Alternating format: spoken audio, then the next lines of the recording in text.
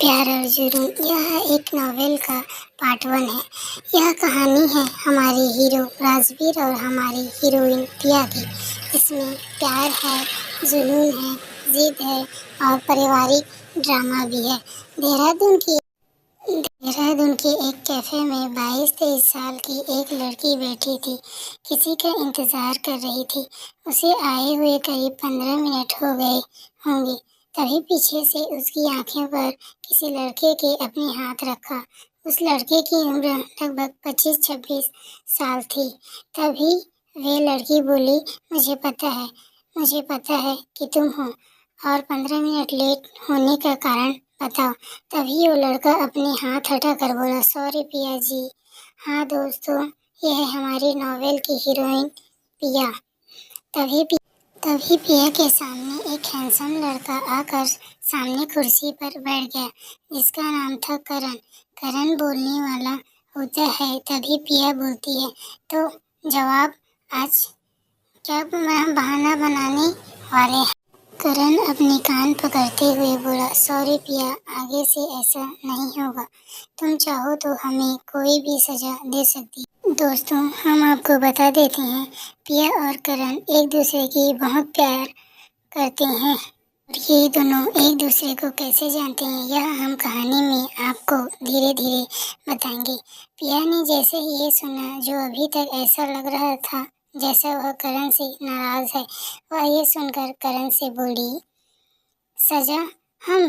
पिया सोचते हैं बोली, आपकी सजा यह है, आप मेरे पापा से मेरा हाथ मांगने मेरे घर आओ। करण ने सुना तो उसने पिया से बोला, पिया मैं भी यही चाहता हूँ, तुम बताओ कब आना है तुम्हें देने। करण ने ये बात पिया को छेड़ते हुए कहा, उसके लिए आज तुम्हें मम्मी पापा से मिलना होगा। पिया ने कॉफी की एक सिप पीते हुए बोला, ठीक है पिया, मैं आज तुम्हारे घर आ जाऊंगा। करण ने कहा। यह बात सुनकर पिया खुश हो गई और उठकर गले लग गई। जैसे ही करण ने यह देखा, उसने पिया को गले लगा लिया। ओके करण, मैं अब चलती हूँ, शाम को तुम्हारा इंतजार करूंगी। ठीक है, 5 बजे आ जाना। और हाँ, प्रीति को जरूर लेकर आना, मैं तुम सबका इंतजार करूंगी। और हाँ, हैंडसम तो तुम हो, बस पापा के सामने थोड़ी सी स्मार्टनेस दिखा देना। तुम जानते हो पापा का नेचर कैसा है, प्लीज संभाल लेना। पिया ने यह कहते हुए करण को बोल दिया, पर उसे डर इस बात का लग रहा था, कहीं पापा मानेंगे या नहीं, क्योंकि पिया के पापा बहुत ही स्ट्रिक्ट थे, पर उनके दिल के लिए ही साफ मन के हैं। पिया से प्यार तो बहुत करते थे, पर पिया के सामने जताया नहीं करते। पिया के पापा का नाम राकेश सिंह था, जो सिंघानिया ग्रुप ऑफ इंडिया के सीईओ आदित्य सिंघानिया के असिस्टेंट का काम किया करते थे। दोस्तों, पिया के घर में बात कौन कौन रहते हैं? पिया के पापा राकेश जी से तो आप मिल चुके हैं, अब उसके परिवार के सबको मिलाते हैं।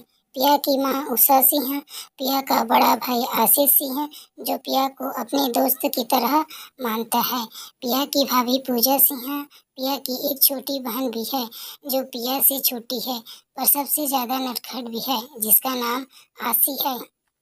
पिया की एक छोटी सी क्यूट सी भतीजी भी है, जिसका नाम मिष्टी है, जिसे सब प्यार से मीठी बुलाते हैं। 4 साल की होगी, जो पिया की तो है, पूरे घर की जान बसती है उसमें। चलिए दोस्तों, कहानी आगे बढ़ाते हैं। करण ने जैसे ही यह सुना तो उसने पिया से बोला, डोंट वरी पिया, मैं संभाल लूंगा, तुम आराम से घर जाओ, मैं शाम को अपनी फैमिली को लेकर आ जाऊंगा, तुम घबराओ मत, सब ठीक हो जाएगा।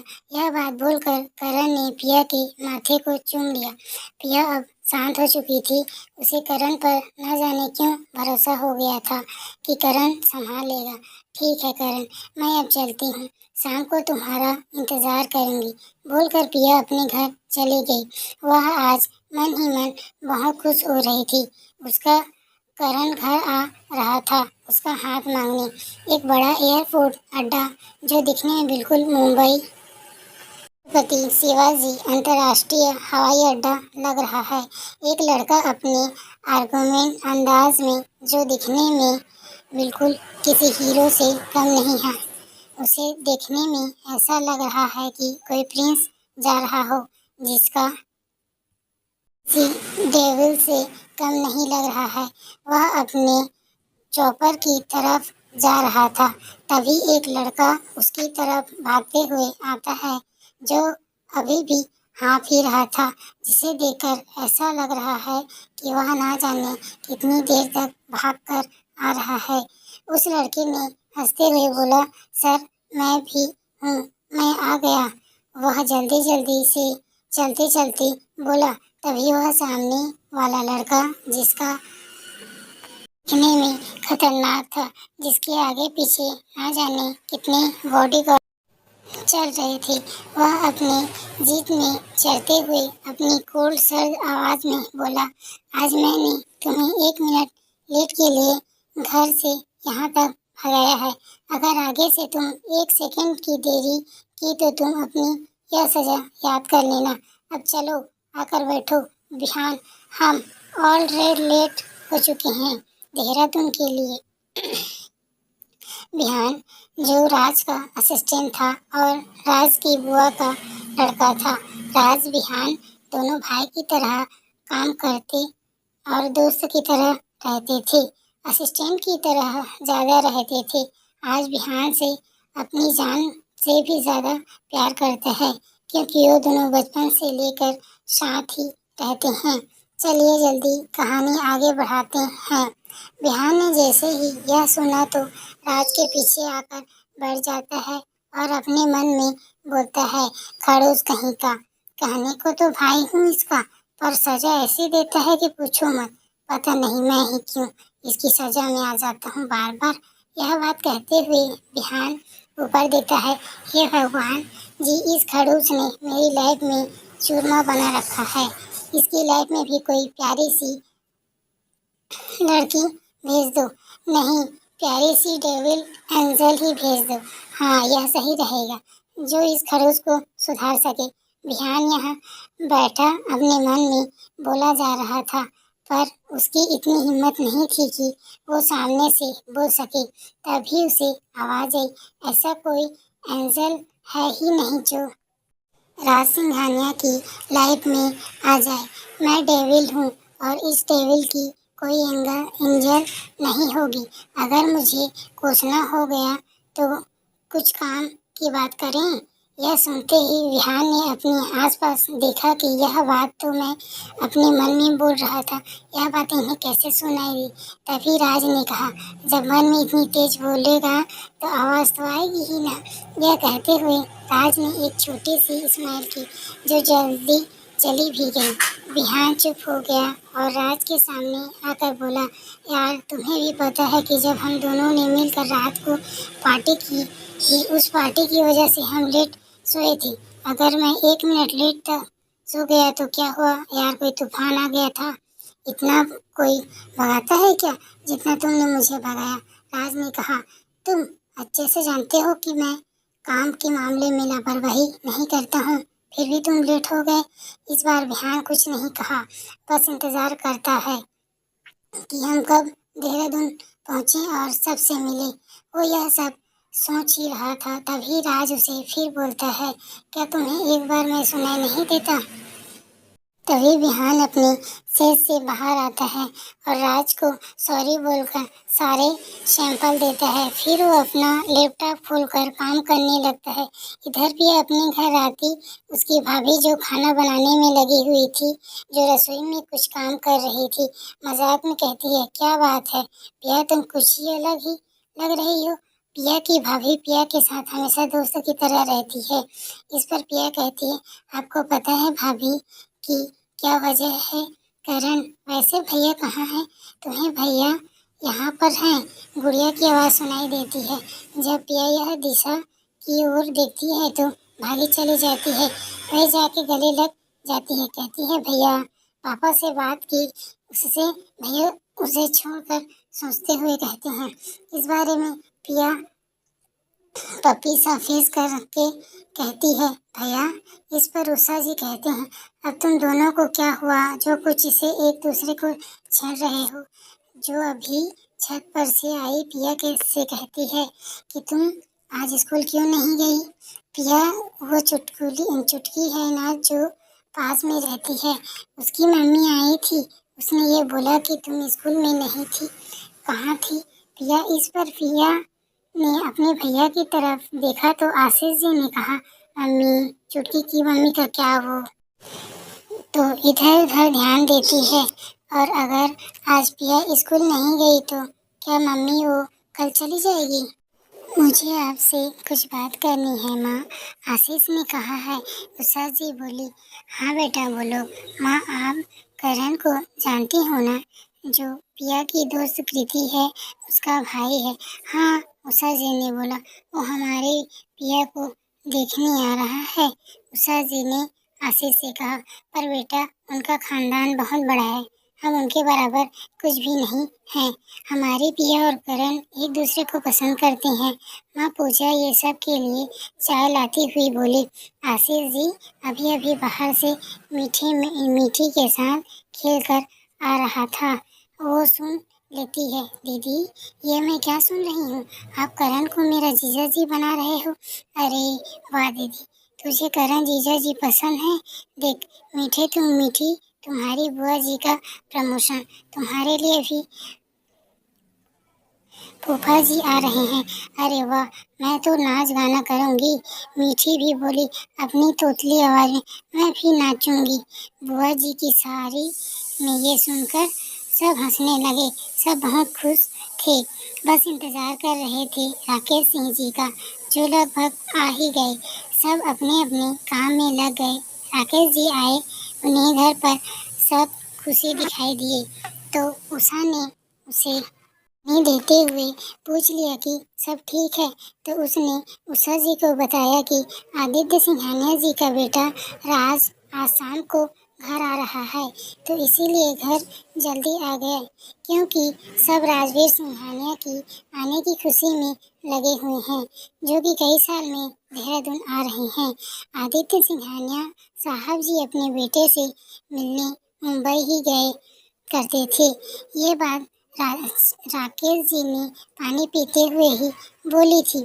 खैर छोड़ो, ये बताओ घर का माहौल आज अलग सा क्यों है। उषा जी ने थोड़ा डर कराते राकेश जी से बोली, वो आप पिया की दोस्त कृति है ना। हाँ, राकेश जी ने बोला, उसका भाई करण जो मल्होत्री इंडस्ट्री के कबीर मल्होत्रा का बेटा जो हमारे पिया को पसंद करता है। यह बात उषा जी अटक अटक कर बोल रही थी। वो आज शाम को अपने परिवार के साथ आ रहे हैं।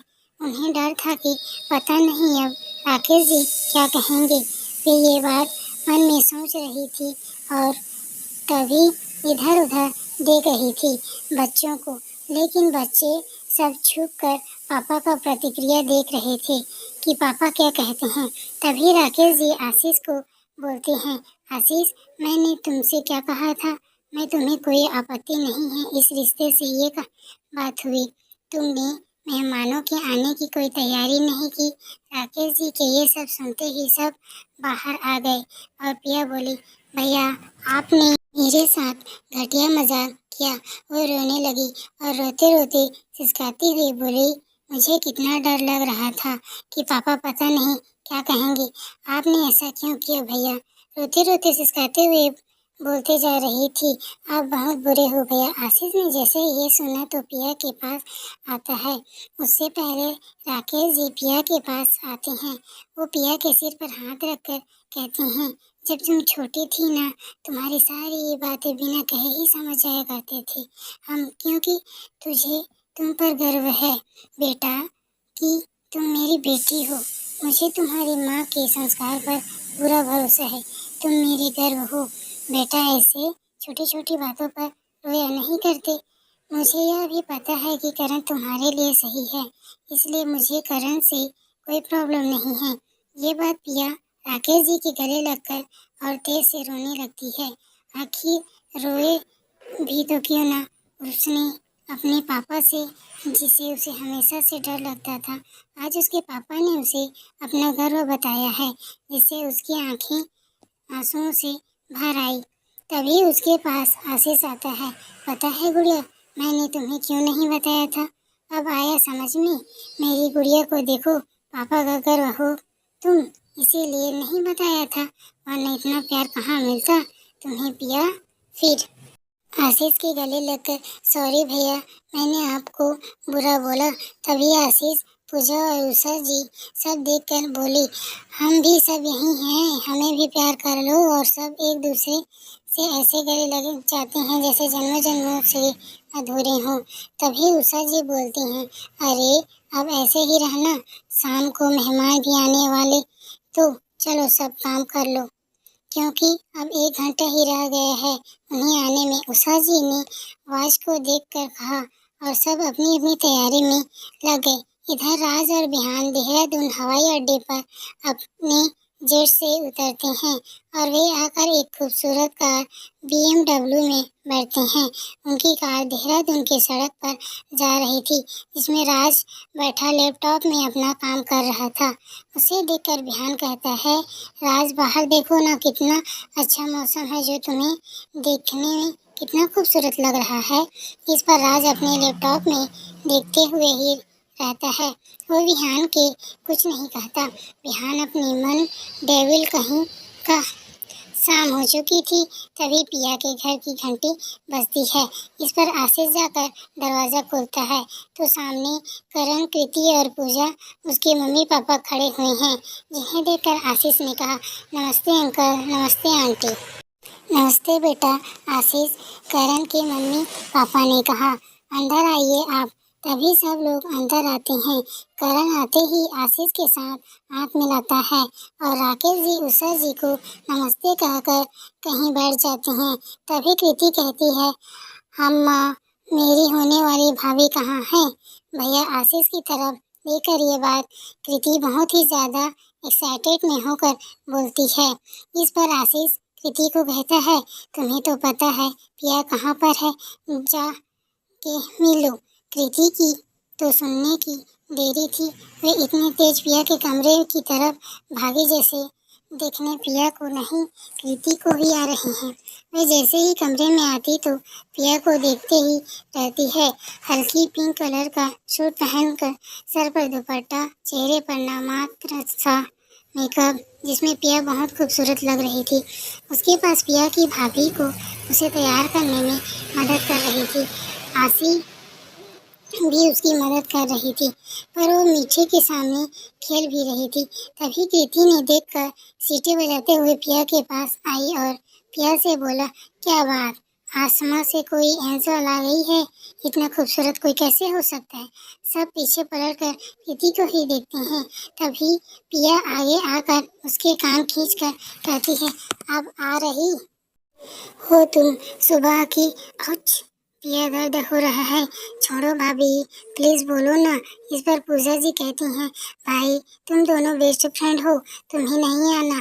तुम दोनों के बीच पूजा ये कहते हुए वहाँ से चली जाती है, क्योंकि उन्हें मेहमानों को चाय नाश्ता देने जाना था। आसी तुम जाओ। नहीं यार, आसी ने कहा, नहीं कृति दीदी, मैं तो मीठी को खिला रही हूँ। तभी कृति कहती है, प्यार तुझे मेरे भाई करण की कसम, छोड़ यार, दर्द हो रहा है। इस पर पिया छोड़ देती है और कृति से कहती है, जो अपना कान पकड़े हुए खड़ी हुई थी, तुम कैसे दोस्त हो? मेरी इतनी लेट आ रही हो, पता कितना मिस किया हूँ तुम्हें मैंने। अम्मा मुझे पता, तुमने कैसे ज्यादा मिस किया है। हम तो भाई बहनी हैं, वरना मंजिल तो हमें भी पता है कि तुम्हारी कहाँ है। इस बात का मतलब समझकर पिया कृति को देखकर उसकी तरफ पिलो को उठाकर मारने को भागती है। तभी कृति आसी के पीछे कभी इधर कभी उधर हो रही थी। कृति की बच्ची, रुको तो अभी तुम्हें बताती हूँ। पिया हाथ में पिलो लेकर बोली, अरे करण भैया, आप कृति ने इतने ही कहा और पिया दरवाजे की तरफ देखने लगी। उल्लू बनाया बड़ा मजा आया, उल्लू बनाया बड़ा मजा आया। कृति ने पिया के पास आकर कहा, तू तो अब गई, कृति पिया ने ये बात अपनी दांत मीचते हुए कहा। तभी वहाँ पर पूजा जी आती हैं। पिया, चलो अब इंतजार कर रहे हो, तुम दोनों बाद में लड़ते रहना। ठीक है भाभी, इसे तो मैं बाद में देखती हूँ। कृति को देखकर पिया बोली, मैं भाभी मेरे बिना जा सकती हैं, लेकिन मेरे दोस्त नहीं। यह बोला कृति पिया को लेकर चलने लगी। पिया अब हॉल में आती है जहाँ सब लोग बैठे हुए हैं। पिया भी जाकर वहाँ पर एक कुर्सी पर जाकर बैठ जाती है। तभी करण की मम्मी बोलती है, हमें पिया पसंद है, और वो पिया को सुकून देती है। तभी पिया सामने आंखें उठाकर देखती, जो कब से नीचे आंखें किए हुए बैठी थी करण को देखने के लिए। तभी करण ने पिया की तरफ हल्की सी एक आंखें विक कर दी, जिसे देखकर पिया हल्की सी मुस्कुरा देती। इस तरफ दोनों का रिश्ता हो जाता है, सारे काम अच्छे से हो जाता है। करण उसकी फैमिली भी घर चली जाती है। पिया अपने कमरे में बालकनी में खड़ी हुई चांद को निहार रही थी। उसने अपने और करण के रिश्तों के बारे में सोच रही थी, जो आज ही पक्का हुआ। ये सोचते हुए उसके चेहरे पर अलग ही नूर आ रहा था। आज वो बहुत खुश थी। कुछ ही देर में वे बेड पर आकर लेट गई। अपने आप से सोचते हुए बोली, पिया क्या हो रहा है तुझे? कल सुबह उठना है, स्कूल भी जाना है, चल अब सो। अब सोने के लिए आंखें बंद करती है। तभी उसका फ़ोन बजता है। वो देखती है कि करण का फ़ोन आया है, तो एक्साइटेड में फ़ोन उठा के बोलती है, hello, I am so happy. वे कहती हुई बोलती है, मैं चली जाती हूँ। मी टू जान, कितना अच्छा ये सब, करण ने कहा। पिया जो बात कह रही हो और चांद को भी देख रही, इधर करण भी चांद को भी देख रहा था। पता नहीं रात के कौन से पहर दोनों की बातें खत्म हुई होगी और वे कब सोए होंगे, ये तो वहीं जाने। इधर राज घर नहीं गया। वे एक बड़े से होटल में आकर रुक गए। उसकी मीटिंग थी, इसीलिए उसने अपने फ्लाइट को वहीं पर बुला लिया था। रात के करीब 10 बज रहे थे। एक वीआईपी कमरे में वहीं पर बहुत सारे वीआईपी जैसे लोग बैठे थे। उस माहौल को देखकर ऐसा लगा जैसा महत्वपूर्ण मीटिंग चल रही है। तभी एक लड़का हाथ में फ़ोन लिए आता है। Sir phone. तभी दूसरा लड़का अपनी गोल्ड सर्दी आवाज़ में कहता है, मीटिंग ओवर। ये बात सुनकर सब लोग डर कर जल्दी से उस जगह से निकल जाते हैं। जी हाँ दोस्तों, ये राज ही हैं जो अपनी मीटिंग के लिए होटल में रुक गए हैं। राज बिहान के फ़ोन लेकर होटल की बालकनी में चला जाता है। हेलो। तभी फ़ोन से दूसरी साइड से एक प्यारी सी मिठाई सी आवाज़ आती है। हेलो राज बेटा, कैसे हो? तुम घर क्यों नहीं आए? ज़रूर काम आ गया था, इसीलिए नहीं आ पाए। माँ से भी ज़रूरी कोई काम था क्या बच्चे? जी हाँ दोस्तों, ये राज की माँ नीलम सिंघानिया थी। माँ मैं कल आ जाऊँगा, इम्पोर्टेंट काम है ना। ठीक है, अपना ध्यान रखा। आंखें तरस रही है तुम्हें देखने के लिए, पक्का आ जाना बेटा। हाँ मॉम। तभी फ़ोन की बीच में आवाज़ आई जैसे वो कट चुकी हो। तभी आज बालकनी में बैठे हुए सिगरेट पीने लगता है। उसकी नज़र सामने चांद पर चली जाती है, जिसकी चमक कुछ अलग सी लग रही थी, जिस पर एक बार नज़र हटाया भी नहीं जा रहा था। जिसे देखकर राज को सुकून मिल रहा था और वो उस सुकून में कहीं खोता जा रहा था। न जाने रात के कौन से पहर राज को नींद आ गई। वो अगली सुबह करीब 7 बजे पिया का घर उषा जी पिया को उठाने उसके कमरे में जाती हैं, जहाँ वो देखती हैं कि पिया का जो ब्लैंकेट नीचे ज़मीन पर गिरा हुआ है और पिया जो किसी खरगोश की तरह सिकुड़ कर सो रही है। पिया उठो बेटा, मंदिर नहीं जाना क्या? उषा जी ने पिया को उठाते हुए बोला। मम्मा प्लीज सोने दो ना, मुझे नींद आ रही है। ये बात पिया ने दूसरी तरफ मुंह फेर कर बोली। तभी उषा जी ने अपने मन में बोला, इस लड़की का मैं क्या करूं जो सुन ही नहीं रही है। पिया उठना बेटा, फिर स्कूल भी जाना है ना, तो कल भी नहीं गई थी। ये बात कर पिया मम्मा हाँ करती हुई कुछ नहीं कहती। उषा जी जब देखती हैं कि पिया नहीं उठी है तो वे वहाँ से चली जाती हैं और किचन में काम करने लगती हैं। करीब 10 मिनट बाद ही पूजा पिया को उठाने, पिया चलो अब मंदिर लेट हो जाएंगे। और अभी मीठी भी सो रही है, वो अपनी धुन में बोले जा रही है। पूजा सामने देखती है तो पिया तो अभी तक ही सो रही है। पता नहीं इसका क्या होगा, शादी होने वाली है मैडम की, तब ऐसे ही सोएगी क्या? पूजा ये अपने आप ही बोले जा रही है। पिया उठो ना, मंदिर चलना, अब जल्दी उठो। हाँ हाँ हाँ, क्या पिया उठो, लेट हो रहे हैं, तुम्हें स्कूल भी जाना है। पूजा ने कहा। पिया तो कुछ नहीं कर रहे, ऐसे ही सोती रहती है।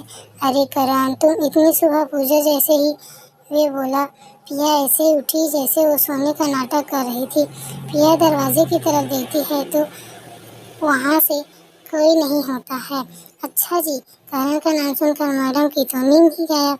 हाँ, पूजा ने ये पिया को देखकर बोला। पिया अपनी भाभी की तरफ सुनकर शर्मा गई और जल्दी से उठकर वॉशरूम की तरफ बहुत तेज भागते हुए बोली, भाभी मैं बस 10 मिनट में तैयार होकर आती हूँ। इधर राज की आंखें खुलती है तो वे इसे देख के वो अभी बालकनी में ही सो रहा था। वो जल्दी से अपने आप से ही बोला, कैसे मुझे नींद आ गई, मैं तो पूरी पूरी रात जगते हुए काट देता हूँ, आज मुझे नींद कैसे आ गई। वे कल रात के बारे में सोचने लगा, कैसे वो चांद को देखता ही सो गया। फिर जल्दी से वॉशरूम में चला जाता है। 30 मिनट होते होंगे, राज सांवर के नीचे खड़ा हुए वे ये सोचने लगता है, करीब 8 बजे आकर वो बिहान को कॉल करेगा। अपनी कड़क आवाज में बिहान। ओके सर, बिहान ने कहा। उधर पिया मंदिर की ओर जाने लगे। वहाँ मंदिर जाके पूजा कर लेती हैं, तभी कॉल आ जाता है। करण ने कहा, कैसी हो जान? हाँ मैं ठीक हूँ, भाभी के साथ मंदिर आई हूँ, अब घर जा रही हूँ। पिया के चलते हुए बात कर रही थी, मुझे तुमसे मिलना है, इट्स अर्जेंट, क्या तुम मिल सकती हो? तो करण घर सब ठीक है ना? हाँ पिया सब ठीक है, बस तुमसे इम्पोर्टेंट बात करनी है। ओके, सो स्कूल में आकर मिलता हूँ। नहीं पिया, अभी मिलना है। I am waiting. वहाँ पर आना है, करण ने कहा। जहाँ हम मिलते हैं या तुम मिलते हो वहाँ पर आ जाओ। पिया अपनी भाभी से बोलती है, भाभी मुझे करण से मिलने जाना है, इज इट इम्पोर्टेंट, क्या जा सकती हूँ क्या मैं? हाँ पिया कोई बात नहीं, तुम आराम से जाओ या मैं चलती हूँ तुम्हारे साथ। अरे नहीं नहीं भाभी, मैं अकेले चली जाऊंगी, आप अपना ध्यान रखना। पिया पूजा को घर की तरफ जो रिक्शा जाता है उसमें बैठ कर चली जाती है। दूसरी तरफ जाके रिक्शा देखती जो उसे नहीं मिलती है। इधर बिहान होटल के बाहर राज का इंतजार कर रहा था। राज ब्लैक कलर का कोट पहने आ रहा था, एक हाथ में अपना फोन पकड़े दूसरे हाथ में अपने जेब में हाथ डाले हुए चल रहा था, जो दिखने में किसी पेन से कम नहीं लग रहा था। अरे इस वक्त राज को कोई लड़की देख लेती तो राज को देखकर आहें भरती, बेहोश होकर गिर जाती। लेकिन ये राज जी जिनके बहुत सारे राज हैं, जिन्हें आगे चलकर हम बताते हैं। दोस्तों, हमारे राज हमेशा से लड़कियों से दूर ही रहते हैं। जिन्हें राज पसंद नहीं करते हैं वो लड़कियों से फोकस दूर ही रखते हैं। बिहान को एक सर्द आवाज आती है, क्या तुम मुझे ऐसे ही निहारते रहोगे या चलोगे? राज ने अपनी अर्ज आम की बात कहते हुए ले चला।